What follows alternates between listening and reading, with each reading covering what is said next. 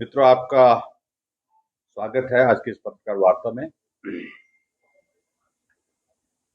मैं समझता हूं कि अपनी बात कहने से पहले बेहतर होगा कुछ एक स्लाइड्स पर आपका ध्यान हम लाना चाह रहे थे। वो अ, तैयार है क्या? हाँ जी, प्रोजेक्ट।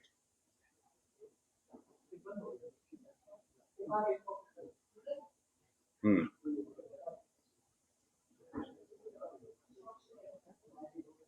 हाँ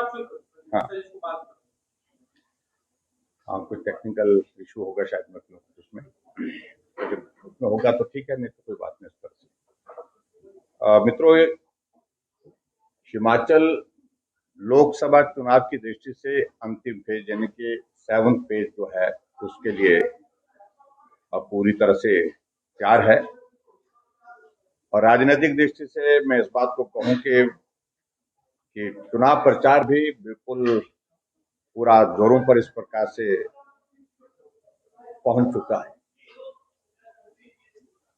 मुझे इस बात की प्रसन्नता है कि हमारे देश के यशस्वी प्रधानमंत्री नरेंद्र मोदी जी का हिमाचल आगमन हुआ और आगमन के पश्चात जिस प्रकार से जन समर्थन लोगों का मिला, लोगों का सहयोग मिला, पड्डर के मैदान में एक ऐतिहासिक जनसभा यहाँ पर हुई और उस ऐतिहासिक जनसभा को ध्यान में रखते हुए मैं इस बात को मैं कह सकता हूं कि भारतीय जनता पार्टी की जीत की जो सारी चीजें जो है वो सरल और आगे बढ़कर के सुनिश्चित हो गए कि भाजपा बहुत बड़े बहुमत से मंडी लोकसभा क्षेत्र भी जीतने वाली है और हिमाचल प्रदेश की चारों सीटों पर भारतीय जनता पार्टी की जीत होने वाली है।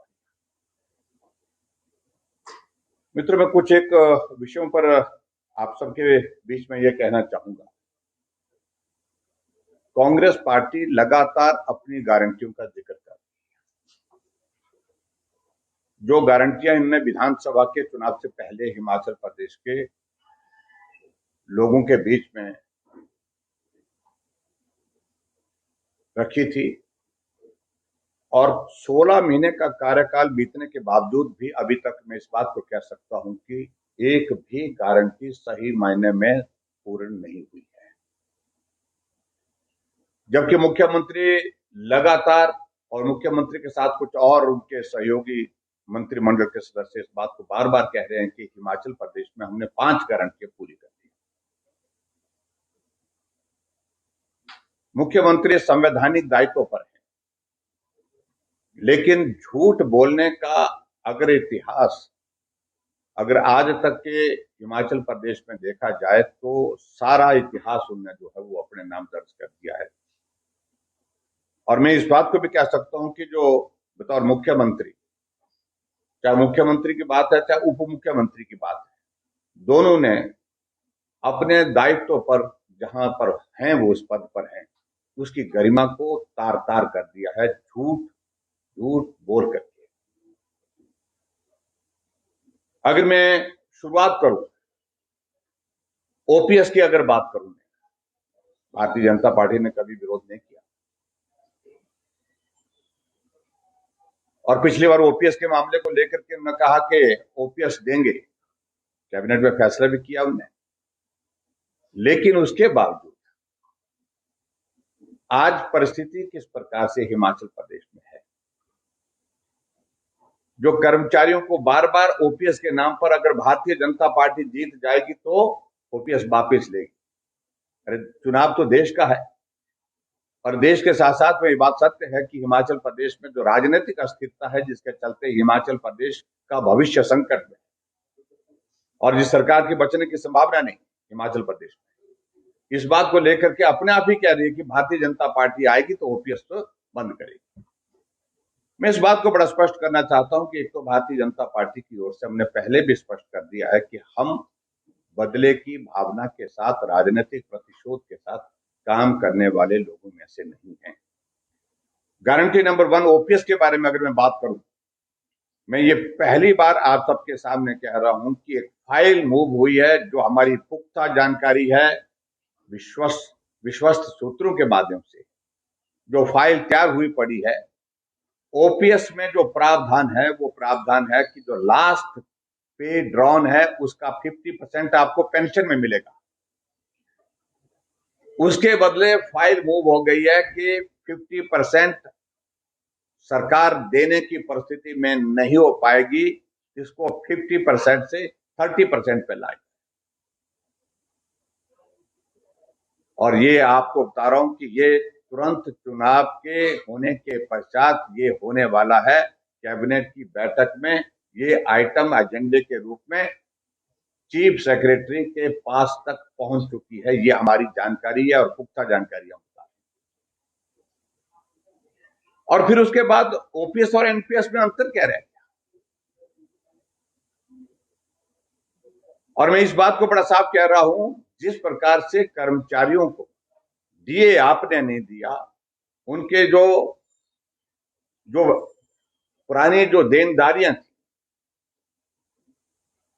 वो आपने जारी नहीं की। पेंशन के साथ साथ में मैं इस बात को भी कह रहा हूं, हिमाचल प्रदेश में जो मेडिकल रिम्बर्समेंट का पैसा कर्मचारियों को नहीं मिल पाया, सैलरी कर्मचारियों को समय पर नहीं मिल पा रही है। ऐसे एक नहीं अनेक वाक्य ऐसे हिमाचल प्रदेश में आए।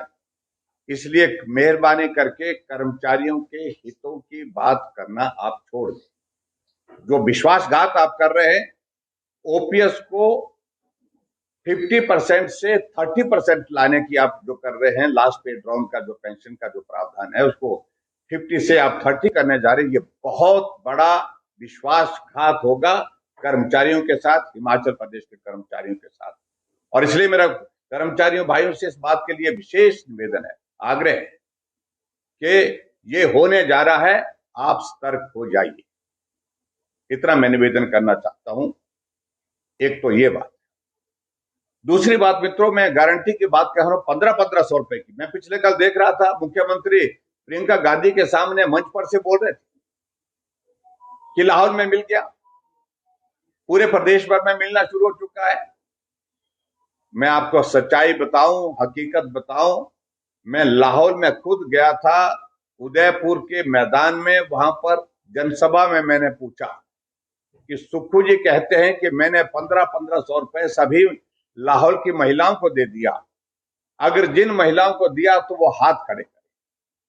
वहां पर उस सभा में, उस कार्यक्रम में 90% के लगभग जो है 85 to 90% जो है वो महिलाएं थी। और वो महिलाओं ने हाथ खड़े किए। मैंने कहा हाथ खड़े होकर के स्पष्ट नहीं हो पा रहा है, जिनको मिल गया है 1500 रुपये वो बैठे रहे, और जिनको नहीं मिला है वो खड़े हो जाए। महिलाएं सारी की सारी खड़ी हुई और हाथ हिला करके कहने लगी कि कुछ नहीं मिला, किसी को नहीं मिला। और आप राष्ट्रीय अपने नेता के सामने सभाओं में बोल रहे हैं कि हमने 1500 हमने हिमाचल प्रदेश में महिलाओं को देना शुरू कर दिया। चंबा जाते हैं तो कहते हैं कि मंडी में हमने देना शुरू कर दिया, मंडी आते हैं तो बोलते हैं हमने कुल्लू में देना शुरू कर दिया, कुल्लू जाते हैं तो कहते हैं हमीरपुर में देना शुरू कर दिया। कितना झूठ बोलेंगे। आज तक के झूठ की सारी सीमाएं लांघ दी मुख्यमंत्री ने, जिस तरह से मुख्यमंत्री उप मुख्यमंत्री दोनों ने। और इसके अलावा जो बाकी सारी चीजों को लेकर के जो जितनी भी जो गारंटी, क्या गोबर की गारंटी आपने पूरी की? क्या आपने 300 यूनिट बिजली फ्री देने की गारंटी को आपने पूरा किया? नहीं किया। आपने क्या वो कर्मचारियों नौजवानों के लिए कहा था कि हिमाचल प्रदेश में पहली कैबिनेट की पहली बैठक में 1 लाख नौकरियां निकाल दी जाएंगी और 5 साल में 5 लाख सरकारी नौकरियां देंगे? क्या एक आदमी को नौकरी आपने दी? जब से सरकार बनी है स्टाफ सिलेक्शन कमीशन हमीरपुर बंद पड़ा है, सारी भर्ती की प्रक्रिया बंद पड़ी। अगर वहां पर किसी ने गलत किया है उसके खिलाफ कार्रवाई करो, दोषी है उसको जेल की सलाखों के पीछे डालो, कौन मना कर रहा है? लेकिन नौजवानों का भविष्य आपने तबाह कर दिया। हजारों की संख्या में, लाखों की संख्या में ऐसे नौजवान जो अपनी तय सीमा को ही जो है अपनी आयु की जो है वो नौकरी पाने के लिए वो पार करके, जिनको जिंदगी भर अब नौकरी नहीं मिलेगी। अगर इसका दोष किसी के ऊपर जाता है तो कांग्रेस के गवर्नमेंट के ऊपर जाता है। आपने बहुत सारी जो गारंटी दी थी उसमें एक भी गारंटी पूरी नहीं हुई। और जो एक गारंटी को जो चिल्ला करके आप पूरा करने की बात कह रहे हैं, जिसमें विशेष तौर से जो ओपीएस उसका मैंने जिक्र कर दिया, 50% से 30% जो है आप उसको करने जा रहे हैं, ये बहुत बड़ा जो है अपमान होगा कर्मचारियों को। इस बात को बड़ा बड़ा स्पष्ट करना चाह रहा हूं। मित्रों, इससे आगे बढ़कर के मैं देख रहा हूं कि अब के इस चुनाव में और भी चीजों का कई जगह मैं देख रहा हूं कि कांग्रेस पार्टी की हताशा की क्या परिस्थिति हो गई। हम लाहौल में काजा में गए, हमारे साथ लोकसभा की कैंडिडेट कंगना रनौत भी साथ में थी। वहां के लाहौल से जो चुनाव लड़ रहे हैं रवि ठाकुर जी हमारे साथ थी। जानलेवा हमला हमारे ऊपर हुआ और ये पहली बार देखा कि वहां के प्रशासन ने, जहां हमारी सभा जो इलेक्शन कमीशन की ओर जो जिसको परमिशन दी गई थी, उस सभा के समानांतर थोड़ी दूरी पर कांग्रेस के लोगों को असेंबल करने के लिए अनुमति दी। कांग्रेस के नाम से परमिशन दी गई और कांग्रेस के लोग काले झंडे और डंडे लेकर के हमारी सभा में आ गए। और सभा में आने के बाद जब आगे निकलने लगे, जब हम हेलीपैड के लिए निकलने लगे, तो हमारा रास्ता आधे घंटे से ज्यादा समय तक अवरुद्ध किया, गाड़ियों को बैंक किया गया और हमारे एक नौजवान साथी का पांव फ्रैक्चर हो गया। ये हताशा कांग्रेस पार्टी की इस तरह से दिखाती है। और आगे झूठ बोलने के एक नमूना आपके सामने आ गया। मुख्यमंत्री जी हमीरपुर में गए, एक विधानसभा क्षेत्र में जहां उपचुनाव भी हो रहा है, और उस वहां पर जाकर के उन्होंने भाषण दिया कि 55 लाख रुपए जो यहां मिले हैं वो भारतीय जनता पार्टी के अमुक नेता के, जिनने गद्दारी की, जो पैसे के लिए बिक गए। हमने अधिकारियों से, प्रदेश के अधिकारी, पुलिस के अधिकारियों से, जिला के प्रशासनिक अधिकारियों से पता करने की कोशिश की, क्या सही मायने में सीजर हुआ है? अगर हुआ है तो कहां हुआ है? अगर हुआ है तो कब हुआ है? अगर हुआ है तो कितनी राशि उसमें, कितना पैसा उसमें पकड़ा गया है? अगर हुआ है तो क्या एफआईआर दर्ज हुई है? ना कोई सीजर, अधिकारियों ने ना कोई सीजर हुआ है और ना ही वो पैसा जो है वो पैसे की कोई रिपोर्ट इस तरह की आई है, ना ही कोई गाड़ी पकड़ी गई है। तो आखिरकार मुख्यमंत्री सुखविंदर सिंह सुक्खू जी, आप बताइए तो सही, आप प्रदेश के मुख्यमंत्री हैं, अगर ये 55 लाख रुपए मिला है तो किसको मिला है? अगर आपको मिला है तो क्या आपने वो पैसा जमा किया? किया तो किस थाने में किया? अगर ये सीजर हुआ है तो उसके पास इसके सबूत है, इसकी एफआईआर हुई है क्या? आप किसी के ऊपर भी इस प्रकार के झूठे आरोप लगाने के लिए पूरे प्रदेश में बदनाम हो चुके, झूठ बोलने के लिए बदनाम हो चुके। इस बात को मैं बड़ा साफ कह रहा हूं। और मैं अभी कल ही गया था, परसों में कार्यक्रम में था, हमीरपुर के कार्यक्रम में, और हमीरपुर के कार्यक्रम में जब हमने वहां पर पता किया कि भाई पार्टी के लोगों से भी बात चल रही, लेकिन उन सब ने कहा कि कोई भी सीजर हुआ नहीं है, कहीं भी सीजर की रिपोर्ट नहीं है, किसी भी थाने में रिपोर्ट नहीं है। तो आखिरकार ये झूठ किस बात के लिए बोला? झूठ इसलिए इस बात के लिए कि आरोप लगाया जा सके, विशेष व्यक्ति के ऊपर आरोप लगाया जा सके। मैं समझता हूं ये बहुत बड़ा दुर्भाग्य है जिस प्रकार की हरकतें प्रदेश के मुख्यमंत्री कर रहे हैं। इसके अलावा और बढ़कर के हिमाचल प्रदेश में मित्रों, मैं ये भी कहना चाह रहा हूं, अभी भी जो कांग्रेस के लोग जो झूठी गारंटियां देने की कोशिश कर रहे हैं, किसी का कोई भरोसा नहीं है। अगर भरोसा है तो हमारे देश के यशस्वी प्रधानमंत्री नरेंद्र मोदी जी पर है। अब मैं विशेष तौर से 2-4 बातें जो मंडी लोकसभा क्षेत्र के संदर्भ में करना चाहूंगा, और वो इसलिए करना चाहूंगा कि मंडी से हिमाचल प्रदेश मंत्रिमंडल में जो मंत्री हैं विक्रमादित्य, वो चुनाव लड़ रहे हैं कांग्रेस पार्टी की ओर से। आज तक वो स्पष्ट नहीं कर पाए कि जो पत्रकार वार्ता आपने की है, जिसमें आपने जिक्र किया है कि मेरे पिताजी, पूज्य पिताजी का फोटो हर पोलिंग बूथ पर लगाया गया, उनके नाम से हिमाचल प्रदेश में कांग्रेस पार्टी की सरकार बनी, और कांग्रेस की सरकार में अपनी ही पार्टी के मुख्यमंत्री से जब मैंने गुहार की कि उनके दुखद मृत्यु के पश्चात हम सब परिवारजनों की इच्छा है कि उनकी प्रतिमा लगाई जाए शिमला के रिज के मैदान में, लेकिन वो अनुमति अभी तक नहीं मिल पाई, और नहीं मिलने के कारण मैं समझता हूं कि मेरा मंत्रिमंडल में रहने का कोई औचित्य नहीं है, मैं त्याग पत्र देता हूं। क्या उस त्याग पत्र का हुआ? आपने त्याग पत्र दिया है और ये कह करके दिया है कि उनके पिताजी का अपमान हुआ है, उनकी भावनाओं का अपमान हुआ है, और आज अपनी स्थिति को स्पष्ट करें। दूसरी बात, कांग्रेस पार्टी की प्रदेश अध्यक्षा प्रतिभा सिंह जी ने प्रेस कॉन्फ्रेंस करके कहा है कार्यकर्ताओं के काम नहीं हुए, हमारे कार्यकर्ता एडजस्ट नहीं हुए, विधायकों के काम नहीं हो पा रहे हैं, सांसद निधि से ही मात्र चुनाव नहीं लड़ा जा सकता है, नहीं जीता जा सकता है, इसलिए मैं चुनाव लड़ने से मना करती हूं। इन सारी चीजों को भी स्पष्ट करें।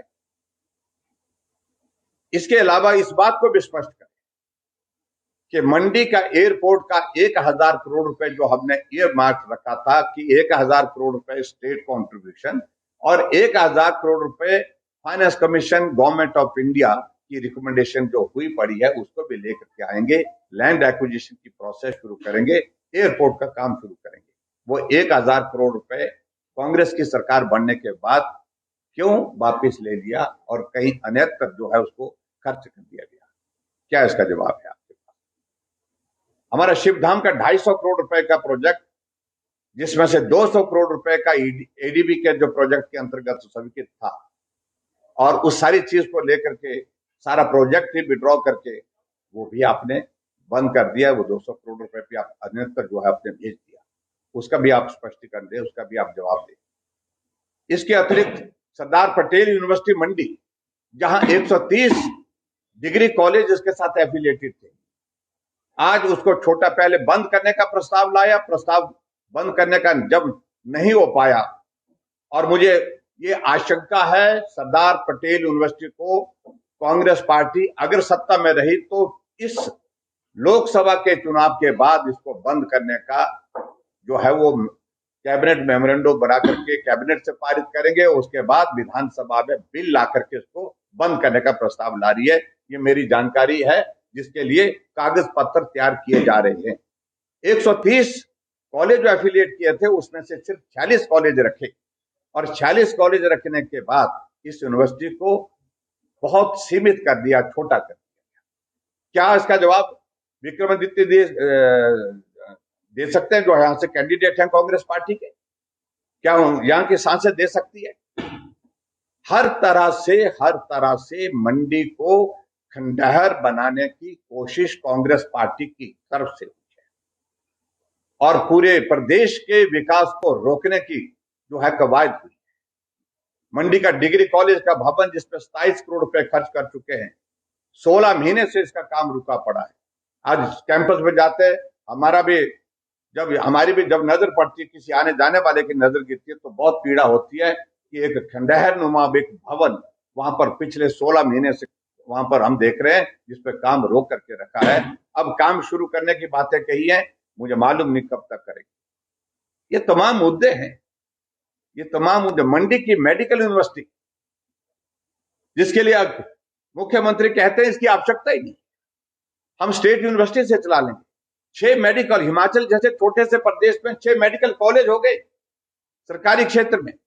ऑल इंडिया मेडिकल इंस्टीट्यूट एक प्राइवेट सेक्टर में मेडिकल कॉलेज, और उसके बावजूद भी कंप्लीट जस्टिफिकेशन मेडिकल यूनिवर्सिटी की बनती है, जिसके लिए जमीन का इंतजाम कर दिया था, उसके बाद सारी व्यवस्थाएं हमने शुरू कर दी थी, लेकिन उसको भी रोक दिया गया है, वही का वही रख दिया है, उस पर कोई प्रगति नहीं।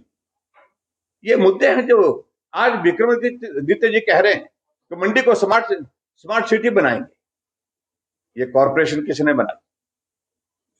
अगर स्मार्ट सिटी बनाने का आपका विजन की अगर बातें कर रहे हैं, मुझे बड़ी हैरानी हो रही है इस बात को लेकर। विजन की बातें करेंगे, हम टनलिंग करेंगे, टनल कहां से बनाएंगे? अरे जो मलबा पड़ा है पिछले 8-9 महीने से, 1 साल के बाद दूसरी बरसात आने वाली है, अब साल होने जा रहा है, और उसके बावजूद मलबा नहीं हटा पाए, आप टनल की बातें कर रहे हैं। कहां से वो पैसा आएगा? पैसा आएगा तो केंद्र सरकार से आएगा। केंद्र में सरकार आपकी तो बनने वाली नहीं, तो आप तो 40 पार नहीं हो पा रहे, लेकिन उसके बावजूद सरकार होगी तो भाजपा की होगी, और ये इसमें अगर कोई कंट्रीब्यूट कर सकते हैं, अगर भाजपा का सांसद हो गया तो निश्चित रूप से वो अपनी बात को वहां पर ठीक प्रकार से रख सकते हैं। और स्मार्ट सिटी के संदर्भ में भी मुझे यही कहना है, आज आपको विजन आया, आज विजन की बड़ी लंबी लंबी बातें कर रहे हैं, बड़ी बड़ी बातें कर रहे हैं। तो सारी चीजें जब मंडी को तबाह करने के लिए, जब मंडी को खंडहर बनाने के फैसले हो रहे थे आपके मंत्रिमंडल में, आपकी प्रेजेंस में, और उसके बावजूद आप मूक दर्शक बने रहे। आपकी माताजी मेंबर पार्लियामेंट मंडी की, उन्होंने एक बार भी कहा नहीं कि मंडी के साथ गलत किया जा रहा है, विकास को रोका जा रहा है, हमारी अनुमति के, हमसे पूछे बिना ये सारे फैसले दिए जा रहे हैं, या हमको पूछ करके फैसले लिए जा रहे हैं। मुझे मालूम नहीं उनको पूछा कि नहीं पूछा, लेकिन फैसले होते रहे। लेकिन कोई भी मंडी के बारे में बात नहीं। आज चिल्ला चिल्ला करके कह रहे हैं कि मंडी के बारे में हम ही कर सकते हैं। मेहरबानी करके इस मंडी की चिंता छोड़ दीजिए। मंडी अब की बार अपने सम्मान और स्वाभिमान की लड़ाई लड़ेगी, अपने बलबूते आगे बढ़ेंगे। आपके विजन को हम सिरे से खारिज करते हैं। आपके विजन का कोई औचित्य नहीं है। ये कहानियां बहुत हो गई, बहुत बार सुन ली, इनका कोई मतलब नहीं है। सिर्फ राजनीतिक मकसद के साथ आप जिस तरह से सारी चीजों को करने की कोशिश कर रहे हैं, इसमें आप सफल नहीं हो पाएंगे, ये मैं जरूर कहना चाहता हूँ। बाकी मैं सारी चीजों को लेकर के यही कहूंगा, हिमाचल प्रदेश के मित्रों, जो ये लोकसभा का चुनाव है, चारों सीटों पर भारतीय जनता पार्टी की जीत निश्चित रूप से होगी, बहुत बड़े बहुमत के साथ होगी। और उसके साथ साथ में जो 6 उपचुनाव हो रहे हैं, इसमें भी भारतीय जनता पार्टी की जीत होगी। जो गारंटियां, जो झूठी बातें लोगों के सामने आई हैं, उसमें कांग्रेस पार्टी बुरी तरह से एक्सपोज हो चुकी है, ये मैं कहना चाहता हूँ। बहुत बहुत धन्यवाद।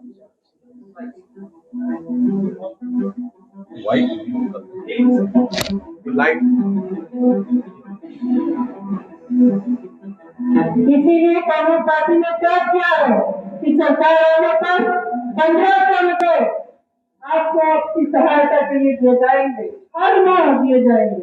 18 साल की उम्र होने के बाद 60 साल तक प्रत्येक महिला को, चाहे एक परिवार में 18 साल के ऊपर चाहे 2 बेटियां भी चुना हो, घट से घट 1500 रुपया प्रति माह मिलेगा।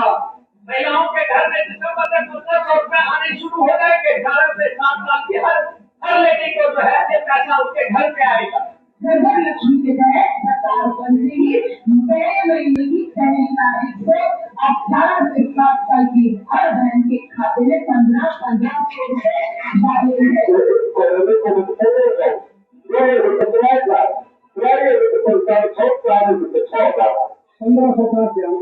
ये हमारे पे कोई है।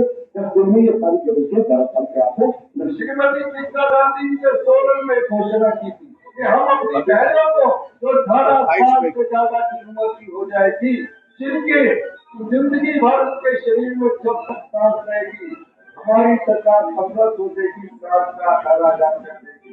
उस योजना को हमने मैडम लागू किया। नॉर्थ सिटी के पूरे जिले को मिलना शुरू हो गया, यहाँ भी मिलना शुरू हो गया। राहुल, मैं आपसे यहाँ पर पूछना चाहता हूँ, क्या आपके यहाँ पर मिला? जोर से बोलो, मैं कैमरा सर्व करिए थोड़ा। नहीं मिला, नहीं मिला। प्रदेश भर में मेरा भाग करके बोल रहे हैं कि जाओ राम की जाओ। 1500 मिलेगी, किसको 1500 मिलेगी? 1500 मिले आपको? आप बताइए, 1500 मिले आपको? नहीं मिला, कुछ नहीं दिया उसने, पैसा भी नहीं दिया। आपको 1500 मिले? मुख्यमंत्री से कोई अपील कर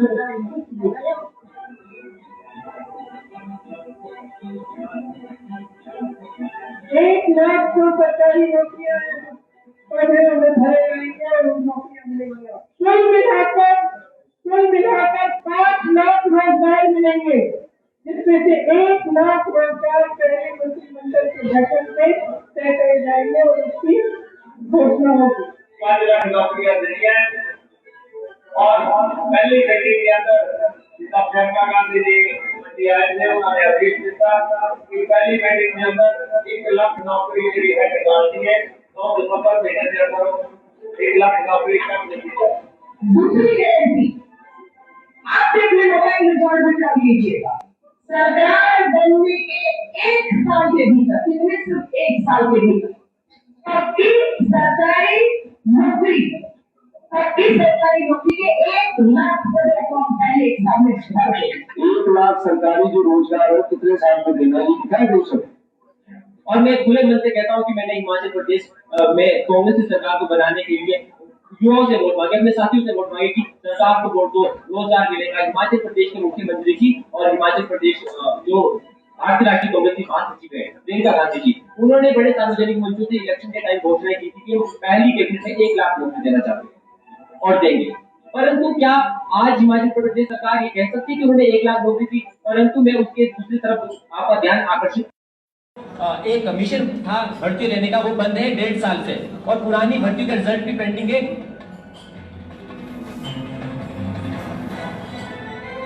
300 यूनिट तक बिजली बिल हर महीने माफ किया जाएगा, मुफ्त में बिजली मिलेगी 300 यूनिट तक के। 100 यूनिट बिजली आपको फ्री मिलेगी, यानी कि कोई बिल नहीं आएगा।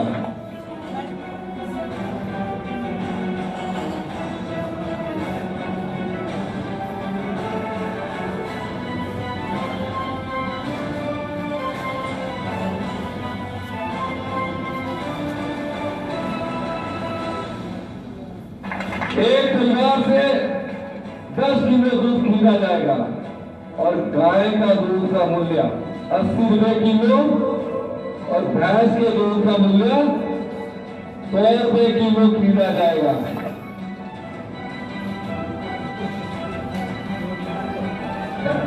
₹2 किलो के हिसाब से गोबर भी खरीदेंगे।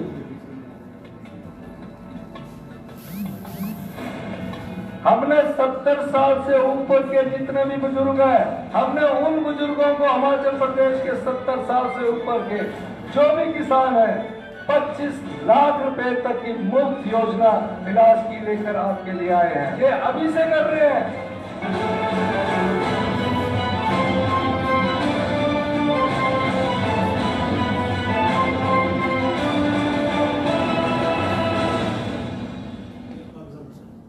ठीक, so thank you very much, बहुत बहुत धन्यवाद। ये फिल्म को कांग्रेस की फिल्म को किसने मिल रही है? ये निर्देशन